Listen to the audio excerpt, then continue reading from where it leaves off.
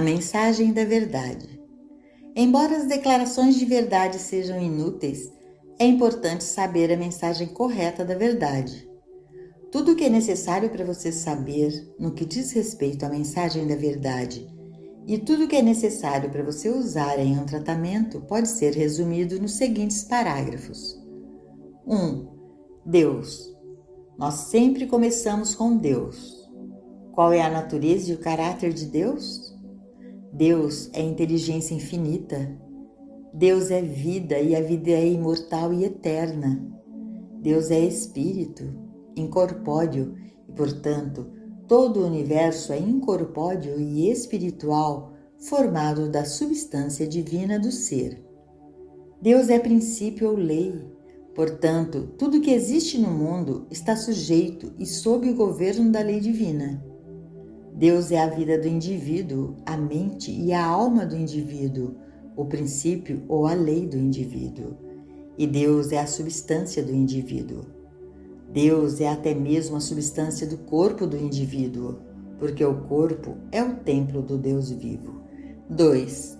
A natureza do ser individual.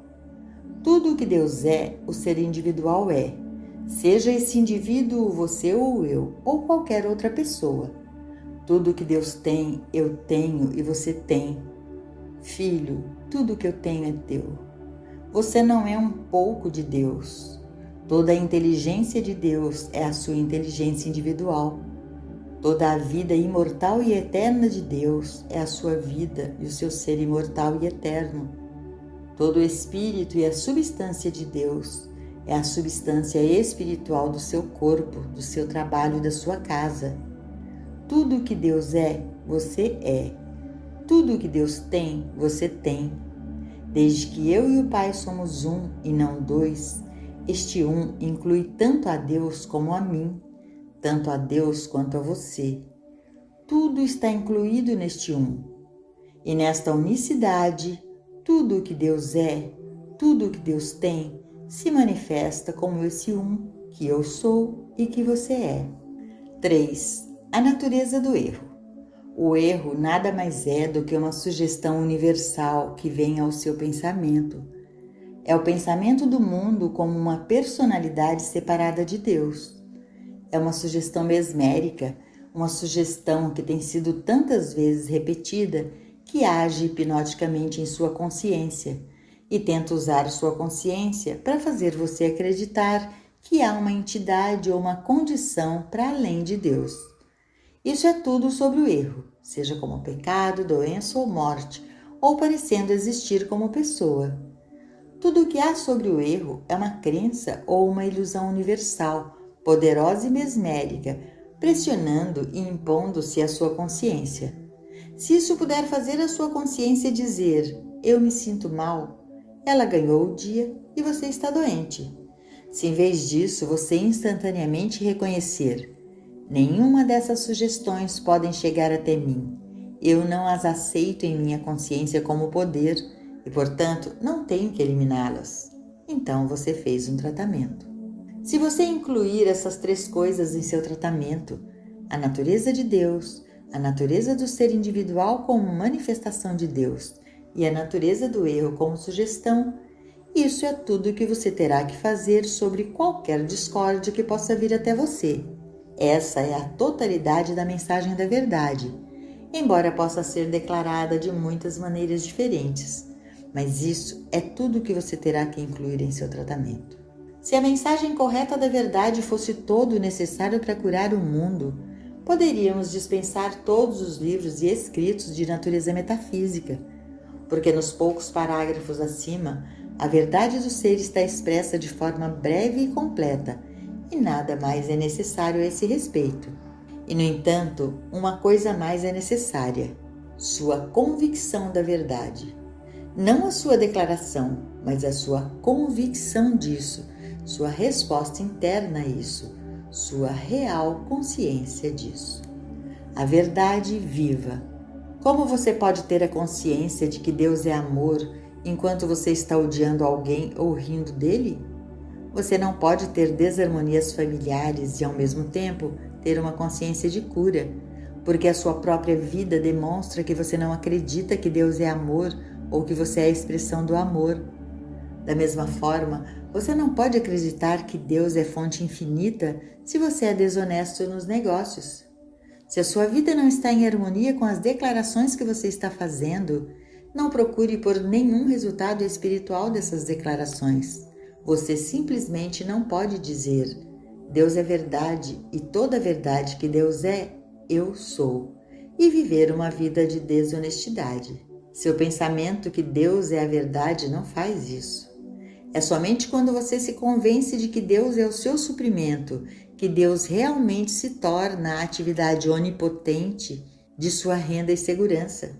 Não podemos mais ser indelicados ou desonestos a partir do momento em que compreendemos a ideia de que Deus é amor e tudo que Deus é, eu sou. Precisamos obter a consciência dessas declarações. Lembre-se, eu disse, não use a palavra de Deus demais, a menos que você realmente saiba do que está falando. Às vezes, a maneira como a palavra de Deus ou Cristo é usada é profana. Quase se ouvem alguns homens jurar, e por conta de uma consciência como a deles, talvez pudéssemos esperar pouco mais. Muitas pessoas que falam por aí de Deus ou do Cristo nunca viram ou sentiram isso e não sabem o que estão falando. Certamente elas não vivem isso. É pecado reivindicar o manto de Cristo como sua consciência e não viver de acordo com ela. De fato, tal pecado destrói seu poder de cura. Vamos ter certeza de que não estamos usando a verdade, mas que estamos vivendo a verdade. Jesus não tinha que dar um tratamento. As pessoas entravam em sua consciência, tocavam em seu manto e eram curadas. Por quê? Não havia inimizade no estado de consciência que Jesus tinha, embora às vezes houvesse indignação em relação às pessoas que se chamavam espirituais, mas ainda viviam na mentira. Sua consciência é uma consciência de cura quando você concorda que Deus é amor, esse amor que é o seu próprio ser, e que Deus é verdade, a natureza da vida que você está vivendo. Convença-se de que Deus, desdobrando-se e agindo como sua consciência individual, é o único poder, a única presença, realidade, causa e efeito, lei e causa, e então você perceberá paz, alegria e domínio como efeito. Convença-se da sua identidade como a vida eterna, e a doença e a morte cairão em seu próprio nada. Deixe que seus esforços não sejam para mudar a imagem externa. Em vez disso, dirija seus esforços em direção a perceber a verdade, o amor, a vida como a própria natureza do seu ser. Meditação. A meditação é a parte mais importante do nosso trabalho. Embora haja muitas maneiras de alcançar silêncio e meditação, encontrei apenas um caminho que atende à minha própria necessidade. Eu sento em silêncio, com minha atenção centrada em qualquer lugar entre os olhos e um pouco acima, e tomo algumas palavras como vida, ou Deus, ou Espírito, e pondero sobre isso. Enquanto meu pensamento tenta vagar, volto gentilmente para a mesma ideia. Eu não sinto nenhuma sensação de impaciência comigo mesmo, nenhum sentimento de frustração. Não importa quantas vezes o pensamento vagueie, eu trago de volta para aquela única palavra. Se você tentar este método, eventualmente, descobrirá que pensamentos externos, intrusos, não vêm e você será capaz de sentar-se tranquilamente em um estado de meditação pacífica. Pode levar dias ou pode demorar meses para adquirir esta firmeza da mente, mas virá, se você tiver paciência e perseverança. Não tente ficar quieto por mais de 3 ou 5 minutos, a menos que você sinta gosto nisso. Estamos fazendo isso apenas para uma percepção consciente de nossa unicidade ou para fazer nosso contato com Deus. Quando alcançamos isso, alcançamos nosso propósito. Nós não estamos tentando ver luz ou ter experiências. Se eles vierem, não há nada de errado com isso. A única coisa errada seria tornar-se tão fascinado com essas experiências a ponto de perdermos nosso caminho por focarmos em muitas delas.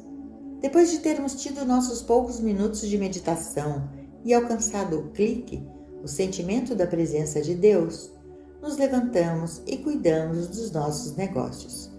Se ao meio-dia descobrimos que temos alguns minutos livres para este propósito, nós repetimos o processo. Fazemos a mesma coisa à noite e no meio da noite. Por quê? Porque, em última análise, tomando estas oportunidades 3 ou 4 vezes por dia, a meditação vai se tornar uma parte tão importante do nosso ser que estaremos em meditação 24 horas por dia, acordados ou dormindo. Então não teremos que passar por um processo de cura quando alguém nos chama. Já teremos passado por todas as preliminares e poderemos dizer: obrigado, Pai. Aí então entendemos a razão de toda a prática preliminar. Em última análise, o tratamento se torna uma coisa muito simples. Aprendemos a descartar instantaneamente todas as sugestões negativas que nos chegam. Vamos supor que estou andando por uma loja e estou tentado a arrebatar algumas joias. O pensamento imediatamente vem: que tipo de bobagem é essa? De onde veio isso? Essa tentação não é parte da minha natureza. Eu ando para casa e isso termina. Eu não trataria isso. Eu apenas continuaria andando e largaria a coisa toda depois do firme reconhecimento de que uma tentação como essa não faz parte da minha consciência. Na medida em que o pecado, doença, falta e limitação são realmente apenas crenças universais que se apresentam a nós clamando por nossa aceitação ou rejeição, devemos tratar de rejeitá-las imediatamente. Mas se nós anexamos a palavra eu a elas e dizemos: eu não me sinto bem, estou ficando gripado, nós aceitamos a tentação ou a sugestão e uma hora depois ou um dia depois nos encontramos mostrando os resultados dessa aceitação. Suponha que disséssemos: espere um minuto, de onde é que vem uma coisa assim? Uma tentação do nada universal. Eu não vou aceitar um pensamento como esse. Não faz parte da lei de Deus e não faz parte de mim. Nós, então, seguiríamos em frente e nosso tratamento da crença consistiria em afastarmos-nos rapidamente dela. Desejo que todos nós tenhamos coragem de adotar essa forma de tratamento. Quando qualquer tentação vem em relação a nós mesmos ou ao outro, devemos dizer: oh não, adeus a você. Você é uma tentação, sugestão, aparência. Não há nada de real em você e eu não estou te aceitando.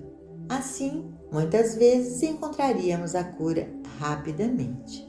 Sempre que sentir o chamado para meditar, medite. Pode ser que, às vezes, quando você está falando com uma pessoa ou falando para um grupo, você se encontre impelido a parar, a fim de entrar em meditação, por nenhuma razão humana de que você possa estar ciente. Não é necessário que você saiba o motivo disso.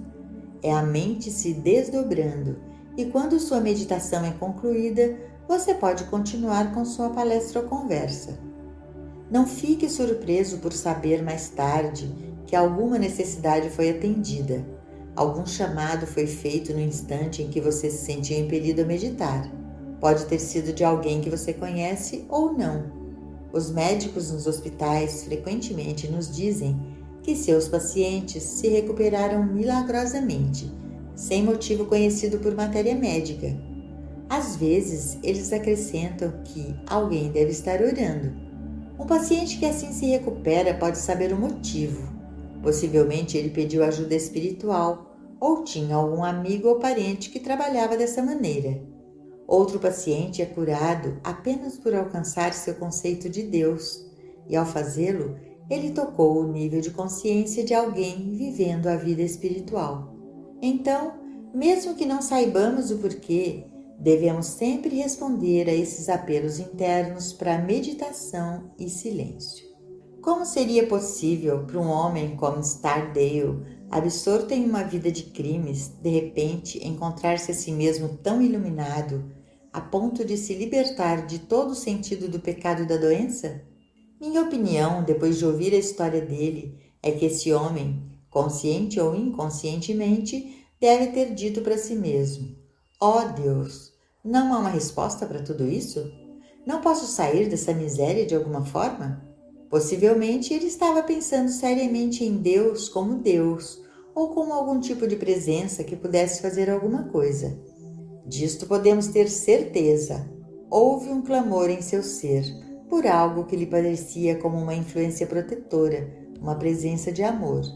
Ao fazer isso, ele talvez tenha tocado a consciência de alguém orando no nível do relacionamento impessoal, e ele então recebeu uma resposta. Estou convencido de que há muitas pessoas que têm experiências maravilhosas de uma natureza espiritual sem que saibam de onde vieram. Elas fizeram contato neste plano com alguém que está rezando. Não é preciso estar orando por alguém. Na verdade, eu nem acho que alguém possa orar por qualquer pessoa. A oração é a união consciente com Deus. A oração é estar em sintonia com o infinito. A oração é a percepção de Deus se revelando como uma presença e poder reais.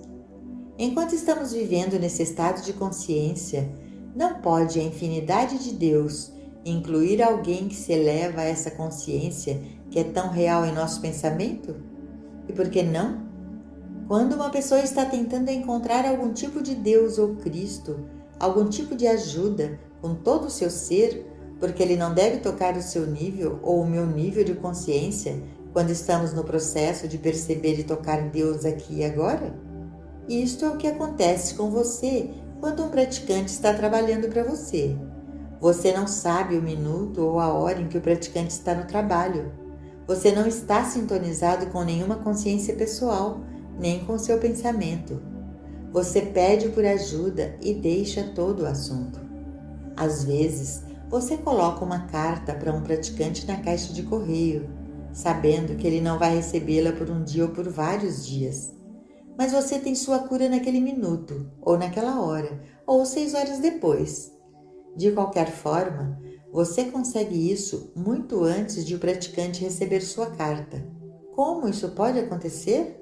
O que você fez foi sintonizar-se com seu mais elevado senso de consciência de Deus, que no momento em que você pensou, personalizou-se como seu praticante.